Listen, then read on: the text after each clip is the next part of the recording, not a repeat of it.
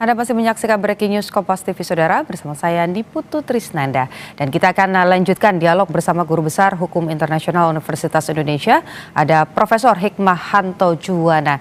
Dan kita lihat, kembali tadi pertanyakan, salah satu syarat dari Iran adalah melibatkan Rusia dan juga Tiongkok. Anda melihat apakah ini mungkin diterima oleh Amerika Serikat, mengingat lagi-lagi Donald Trump dengan Tiongkok belakangan komunikasinya tidak terlalu baik begitu, dengan Rusia juga meskipun ada tapi proksi Irannya lebih kuat begitu daripada dekat dengan Amerika Serikat? Ya, yang pasti untuk menjawab pertanyaan ini nggak bisa langsung tegas gitu ya, bahwa bisa atau tidak bisa. Jadi harus ada dua kemungkinan. Pertama adalah bisa saja Trump menerima ini karena Trump ingin bahwa dia ingin keluar dari masalah ini, keluar dari perang ini, karena ini sudah benar-benar menjadikan approval rating dari Trump di mata rakyat Amerika Serikat semakin turun. Dan tentu dia tidak ingin berlama-lama karena uang yang dikeluarkan oleh Amerika Serikat untuk menaklukkan Iran ini ternyata tidak kecil, dan sampai hari ini masih belum bisa ditaklukkan. Tidak seperti yang dibayangkan mungkin pada waktu Venezuela diserang, ataupun misalnya serangan terhadap Irak begitu yang mungkin beberapa hari saja. Tapi ini sudah hampir 5 minggu belum juga bisa terselesaikan. Oleh karena itu, kalau misalnya Trump menginginkan bahwa dia harus punya mekanisme atau exit strategi yang bagus, maka dia akan bilang oke, boleh Rusia dan Cina menjadi guarantor, ya, mediator bersama-sama Pakistan. Tapi yang penting adalah menjadi guarantor bahwa bagi Iran tuh mengatakan gini, saya punya itikat baik untuk melakukan perundingan pada waktu kemarin di Islamabad, tapi saya punya distrust. Nah, distrust ini yang harusnya bisa ditutupi oleh jaminan dari dua negara ini, Rusia dan Cina. Itu yang diminta oleh Iran. Jadi dengan demikian Amerika Serikat tidak kemudian mengkhianati ketika perundingan ini sedang berlangsung. Nah, tapi juga saya harus jawab juga, mungkin juga Trump tidak mau dengan apa yang diusulkan oleh Iran ini, karena pertama yang mengusulkan Iran, jadi dia kan punya ego yang sangat tinggi. NPD itu kan seperti itu katanya, ya, nggak mau saya dengar. Pokoknya saya tidak mau terima itu. Dan yang kedua, memang menurut Trump bahwa Rusia sudah punya keberpihakan kepada Iran. Buktinya mereka membocorkan informasi pada waktu perang kemarin di mana pasukan Amerika Serikat berada. Bahkan juga Cina ini yang kapal-kapalnya terlebih dahulu mendapatkan lampu hijau untuk bisa keluar dari Selat Hormuz, yang menurut Iran kan yang bisa keluar adalah temannya. Jadi Amerika Serikat, kamu udah punya teman di sana, saya nggak mau teman kamu ini menjadi guarantor, nanti jangan-jangan dia bias. Nah, kira-kira seperti itu.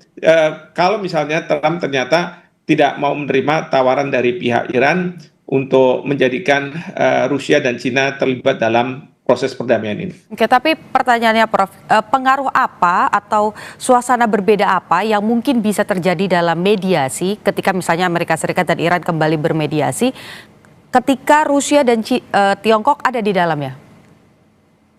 Yang pasti dari sisi Iran, dia akan lebih menurunkan apa yang dikehendaki, ya. Jadi dia akan mengatakan bahwa oke, terkait dengan senjata nuklir kita tidak akan mengembangkan, dan kita akan punya komitmen yang tinggi mengenai masalah itu. Meskipun dia akan mengatakan bahwa tapi terkait dengan pengembangan nuklir untuk tujuan damai, mereka minta untuk diberikan kesempatan, bahkan untuk menunjukkan bahwa dia tidak mau mengembangkan senjata nuklir itu. Kan Rusia sudah menawarkan bahwa kalau perlu uranium yang sudah diperkaya oleh Iran, yang sekarang ada di Iran, yang IAEA juga tahu, itu sekarang disimpan aja di Rusia. Dan dia willing, oke, saya simpan di Rusia, dan saya hanya untuk tujuan damai saja, tapi tolong saya diperbolehkan untuk menunjukkan bahwa saya tidak mengembangkan senjata nuklir. Itu kalau isu tentang senjata nuklir, begitu ya. Tapi kalau misalnya isu berkaitan dengan Hezbollah gitu ya, pasti dia akan minta supaya Israel tidak lagi menyerang, tapi dia akan menjanjikan bahwa dia mungkin tentu tidak akan eh, mendanai kalau misalnya Hezbollah atau Houthi Hamas melakukan serangan ke pihak Israel, mungkin seperti itu. Dan itu yang mungkin dari sisi Amerika Serikat akan bisa diterima, dan ini yang akan dikomunikasikan ke Israel bahwa udah pokoknya kamu nggak usah juga melebarkan wilayah kamu apa yang ada sekarang, yang penting adalah Iran tidak lagi mendanai pihak-pihak yang selama ini kamu anggap sebagai teroris untuk menyerang kamu. Tapi tentu Iran akan mengatakan kemerdekaan dari Palestina harus tetap diadakan atau terjadilah kira-kira seperti itu. Jadi dari pihak Iran mungkin ada hal-hal yang dia bisa turunkan dari yang selama ini dikendaki.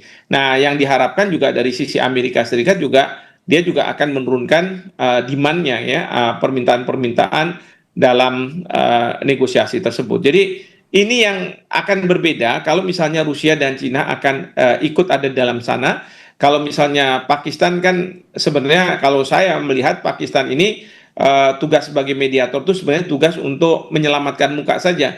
Harapannya adalah kalau perang ini tidak dilanjutkan karena apa? Oh, ada proses mediasi dan kita menghormati mediator sehingga kita tidak meneruskan perang, sehingga dalam situasi seperti ini tidak ada yang menang, tidak ada yang kalah karena kita dimediasi. Jadi untuk menyelamatkan muka. Seperti itu. Dan tadi kan kemungkinan opsinya adalah uraniumnya disimpan di Rusia. Amerika Serikat tidak akan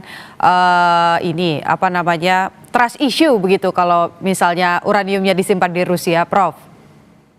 Enggak, karena memang kalau berdasarkan Non-Proliferation Treaty, memang ada hanya 5 negara yang boleh punya nuklir dan senjata nuklir.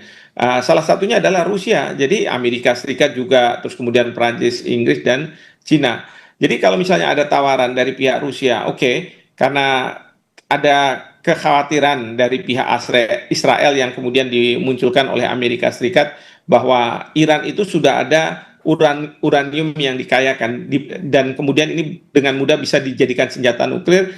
Ya, untuk supaya menjamin bahwa itu tidak digunakan senjata nuklir, ya kan langsung dititipkan ke Rusia. Dan Rusia memang negara yang boleh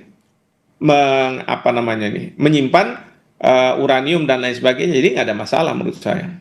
Oke, pertanyaannya kemudian adalah peran dari Tiongkok. Kalau melihat kemarin begitu bahkan ada media internasional begitu ya membuat sebuah cover yang isinya adalah membiarkan your enemy musuhmu melakukan sesuka hatinya begitu ya supaya dia bisa mengambil keuntungan. Dengan covernya adalah Donald Trump dan juga Presiden Tiongkok yaitu Xi Jinping. Anda melihatnya Tiongkok ini akan sejauh apa perannya dalam diskusi atau mediasi nanti antara Amerika Serikat dan juga Iran?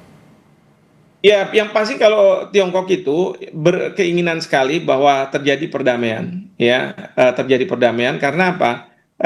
Tiongkok itu sangat terpukul dengan minyak yang tidak diperbolehkan Amerika Serikat untuk dijual oleh Venezuela ke Tiongkok, ya. Padahal dia membutuhkan minyak sangat besar, ya, untuk pembangunannya, untuk industrialisasinya, untuk supaya bisa bergeraklah pertumbuhan ekonominya dan lain sebagainya. Nah, yang paling dia tidak inginkan adalah kalau pemerintah Iran itu kemudian ditekuk kedaulatannya oleh Amerika Serikat, lalu akan diperlakukan sama seperti Venezuela. Iran tidak boleh menjual minyaknya ke Cina. Kalau sudah seperti ini kan sama saja ini ada dua kompetitor antara Amerika Serikat dengan Cina yang mereka head to head secara ekonomi. Tapi Amerika Serikat bisa mematikan Tiongkok dengan tidak membolehkan negara-negara yang biasanya memasok minyak besar ke Tiongkok itu tidak melakukannya. Nah, oleh karena itu kepentingan dari Tiongkok selain terjadinya perdamaian memastikan bahwa Iran tidak ditekuk oleh Amerika Serikat, tapi harus muncul sebagai juru damai, kira-kira seperti itu. Dan ini yang ingin dimunculkan oleh Tiongkok kalau misalnya memang diajak oleh pihak Iran menjadi garantor dan kemudian juga bagian dari mediator bagi Amerika Serikat. Jadi ini kepentingan Tiongkok dalam konteks geopolitik yang saat sekarang ini. Mhm.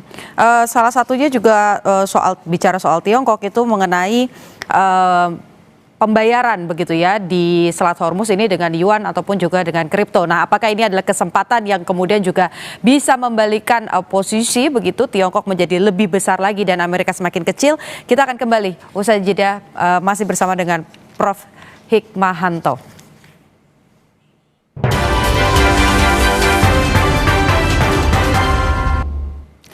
Kita kembali bedah dan juga analisa terkait dengan eskalasi di Timur Tengah bersama dengan Guru Besar Hukum Internasional Universitas Indonesia, Profesor Hikmahanto Juwana. Masih bergabung bersama saya, Putu, di studio. Prof, tadi pertanyaan terakhir adalah berkaitan dengan syarat begitu ya dari Iran yang meminta bahwa kalau mau lewat di Selat Hormuz maka proses pembayarannya dalam tanda kutip begitu, ini menggunakan kripto atau yuan. Anda melihat ini sebagai sinyal bahwa Tiongkok akan semakin kuat? Ya, yang pasti adalah dari pihak Iran tidak mau menggunakan dolar Amerika Serikat, karena kalau dia menggunakan dolar Amerika Serikat ini justru bertentangan dengan prinsipnya yang Amerika Serikat ini sedang menyerang Iran. Oleh karena itu dia perlu mencari alternatif, dan alternatif itu ya ditemukan dengan dalam bentuk mata uang yuan ya. Mungkin juga tanker kita ini kan sudah diperbolehkan oleh Iran untuk keluar, tapi mereka harus membayar tarif. Nah, tarif ini mungkin diminta dalam bentuk yuan, dan di sini mungkin juga ada kesulitan mungkin ya untuk membayar yuan ini dan lain sebagainya. Nah, tetapi ini sebenarnya adalah keinginan dari pihak Iran. Tentu bagi Cina atau Tiongkok merasa ya dia akan senang kalau misalnya memang transaksi itu dilakukan dengan yuan. Ingat bahwa BRICS itu, didirikannya BRICS ini salah satu tujuannya adalah tidak tergantungnya negara-negara BRICS pada mata uang dolar Amerika Serikat. Jadi mungkin saja bahwa negara-negara BRICS ini akan menggunakan yuan atau rubel Rusia, ya. Tapi ya karena Cina ini sekarang sedang luar biasa pembangunannya, mungkin dugaan saya mereka lebih suka negara-negara BRICS ini menggunakan yuan sebagai apa namanya alternatif dari dolar Amerika Serikat. Jadi ya ini untuk menegaskan lagi bahwa mata uang alternatif itu bisa dilakukan dengan misalnya yuan. Di satu sisi Prof, selama 40 hari begitu ya sampai dengan awal Mei, Tiongkok itu menutup area yang cukup luas begitu untuk penerbangan sipil sampai dengan awal Mei. Anda melihat ini adalah eskalasi dari Tiongkok untuk kemudian melemahkan militer Amerika Serikat, karena kalau dilihat areanya itu yang berbatasan dengan Jepang dan juga Korea Selatan, yang mana dua-duanya juga punya hubungan yang baik dengan Amerika Serikat. Ya, ini yang saya sendiri masih kurang bisa mencari tahu ya informasi mengenai ini. Memang ada yang mengatakan bahwa sebenarnya penutupan itu berkaitan dengan keinginan dari pihak Cina untuk melakukan latihan perang di sana, ya, sehingga ditutup. Tapi apakah ini berkaitan dengan perang yang ada di Timur Tengah atau tidak? Saya sendiri tidak bisa mendapatkan informasi yang akurat. Memang ada yang mengatakan bahwa jangan-jangan karena kita tahu amunisi yang ada di Timur Tengah, di pangkalan militer Amerika Serikat di Timur Tengah, lalu juga kapal induk sudah ditarik satu, begitu ya. Itu kan semakin membuat amunisi itu berkurang sekali, dan itu sudah digunakan oleh pihak Amerika Serikat. Nah, kalau misalnya dari Amerika Serikat sendiri datang, itu mungkin terlalu jauh. Yang paling dekat adalah ya dari negara-negara Asia Pasifik, termasuk dari Australia mungkin, dari Jepang mungkin, dari Korea Selatan mungkin. Nah, di sini kemungkinan besar bahwa ruang udara dari pihak Cina itu tertutup. Dan ini kemudian ada isu di Indonesia yang sedang beredar karena Menteri Pertahanan ke Amerika Serikat ya, Pak Safri Samsudin. Lalu kemudian ada kaitan dengan blanket apa namanya approval dari pihak Indonesia, pokoknya kapal ya pesawat-pesawat udara dari Amerika Serikat bebas melintas. Ini mungkin dugaan saya adalah ini pesawat-pesawat mungkin militer yang mungkin dari mana, dari Australia mungkin dan lain sebagainya yang harus melewati wilayah Indonesia, baik itu darat maupun laut gitu ya. Nah, jadi tapi saya tidak tahu persis ya, karena informasi yang saya gali tidak secara konklusif, tidak secara definitif gitu ya, menentukan bahwa inilah permasalahan yang dihadapi. Oke, artinya perang ini mungkin meluas atau akan tetap berfokus titiknya adalah di Timur Tengah, Prof? Ya, tetap di Timur Tengah, tetapi kan sekarang masalahnya adalah bagi Amerika Serikat bagaimana dia bisa mempertebal kekuatannya di Timur Tengah, sementara kekuatannya sudah jauh berkurang dari sebelum ada serangan tanggal 28 Februari, dan untuk mempertebal itu dia harus mendatangkan rudal, amunisi, pesawat tempur dan lain sebagainya, bahkan juga kapal induknya mungkin ya untuk menggantikan yang sekarang ada ya, sehingga bisa diperkuat. Nah, ini ya yang kemudian pertanyaannya adalah dari mana kapal-kapal induk yang dibutuhkan ini, rudal dan lain sebagainya bisa didatangkan. Mungkin dugaan saya paling dekat adalah ya di wilayah Asia Pasifik. Tapi kalau kita Indonesia kemarin baru begitu ya terlihat kita agak tidak terlalu Amerika sentris karena kita bertemu dengan Presiden Rusia begitu ya, Vladimir Putin. Tapi di satu sisi kita memberikan akses izin melintas untuk pesawat-pesawat dari Amerika Serikat. Anda melihatnya ini baik atau tidak untuk Indonesia sebagai negara yang dalam tanda kutip masih hutang dua ini, kapal tankernya belum keluar dari Selat Hormuz? Ya, terkait izin melintas itu ada kalau saya tidak salah keterangan dari Kementerian Pertahanan, juru bicaranya klarifikasi yang mengatakan bahwa ini masih draft, masih belum disetujui sebenarnya. Jadi mudah-mudahan seperti itu ya, memang belum disetujui. Mudah-mudahan tidak disetujui berarti, Prof. Ya, paling tidak jangan disetujui lah. Kalau misalnya seperti ini kan sedang geopolitik sedang sedang Panas. bergolak. Jangan sampai kita dianggap lebih berpihak pada Amerika Serikat daripada Iran karena kita menyetujui hal seperti ini, ya. Dan itu akan meresikokan kepentingan kita, baik itu kapal tanker Pertamina atau dimanapun yang dengan Iran. Kita kan maunya politik luar negeri kita bebas aktif dan kita harus jaga itu. Nah, jadi ini yang saya mohon bahwa jangan kemudian buru-buru dalam konteks sekarang ini kita melakukan itu. Bukannya tidak mungkin dari pihak Amerika Serikat, dia sekarang ini juga sedang mencari teman karena banyak temannya yang meninggalkan dia. Nah, salah satu yang teman yang bisa mungkin diandalkan adalah mungkin Indonesia.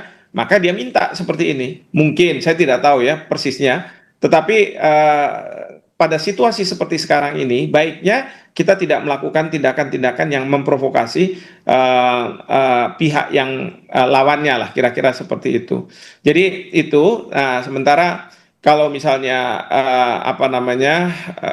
tadi pertanyaannya apa tadi sampai saya lupa, Putu. Jadi intinya adalah kita sebagai Indonesia dengan adanya kemarin sudah bertemu dengan Vladimir Putin begitu ke Rusia, iya, betul. Tapi kemudian memberikan izin, jangan-jangan nanti kita malah dipersulit lagi untuk bisa lewat ke Selat Hormuz begitu, Prof?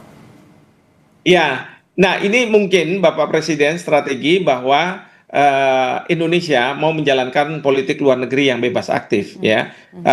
Pada saat yang bersamaan beliau ke Rusia kan Menhan ke Amerika Serikat. Jadi ini untuk mengimbangi bahwa kita tidak kemudian mengekor ke Amerika Serikat. Karena kalau khawatiran saya, kalau walaupun ini Menteri Pertahanan yang ke Amerika Serikat, tapi kan Menteri Pertahanan ya, ini kan sangat kemudian nanti dibaca oleh pihak Iran mengatakan bahwa oh Indonesia sekarang ada deal apa lagi nih sama Amerika Serikat, belum lagi hak lintas pesawat ini. Maka presiden kita pergi ke Rusia dan ingat pertemuan itu juga agak sedikit mendadak sebenarnya karena Bapak Presiden menyampaikan terima kasih kepada Presiden Rusia karena bisa menerima dalam waktu yang sangat singkat untuk diterima ya.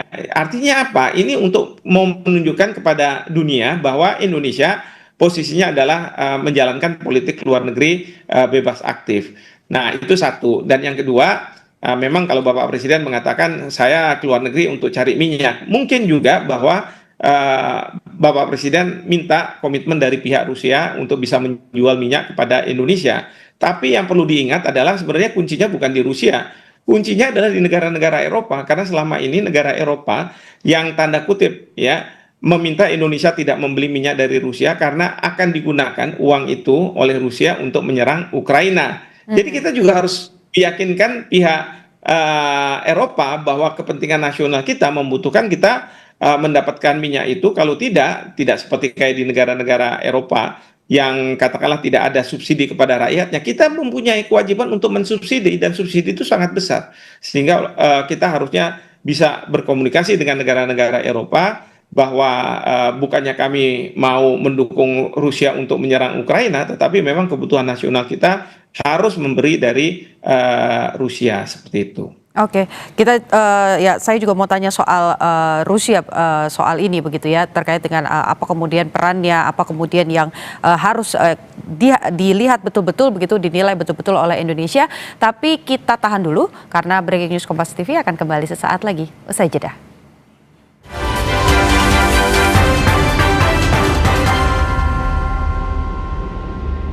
Di panasnya pertandingan, semangat adem harus jadi pegangan. Dengan 100% kemurnian alami, ademnya Aqua alirkan semangat kita. Aqua, ademin kita semua. Baru Posh Roll On Fresh Cool bikin aku segar terus. Sekali roll, Mulberry Mint bikin ketiak cool cepat kering. Rasain 7 kali sensasi kesegaran kayak abis mandi. Mau ketiak fresh and cool? Pakai Posh Roll On Fresh Cool. Make your move now. Live. Pisang. Udah gak sabar makan Oreo ya? Gini caranya makan Oreo. Diputar, dijilat, dicelupin.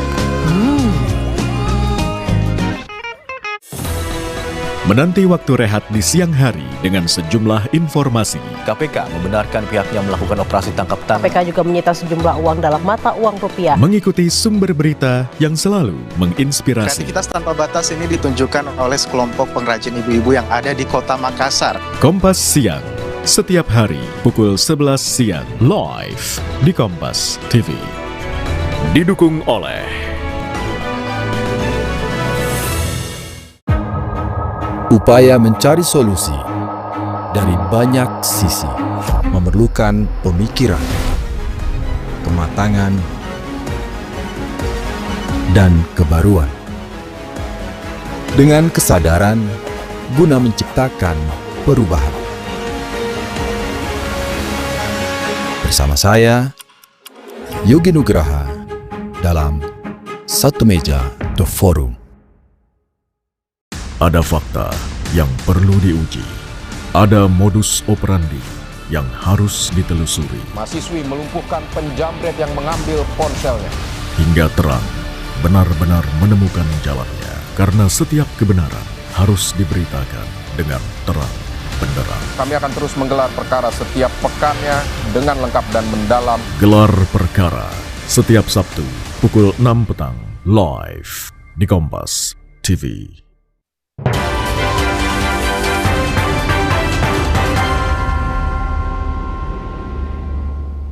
Terima kasih saudara, masih bersama Breaking News Kompas TV.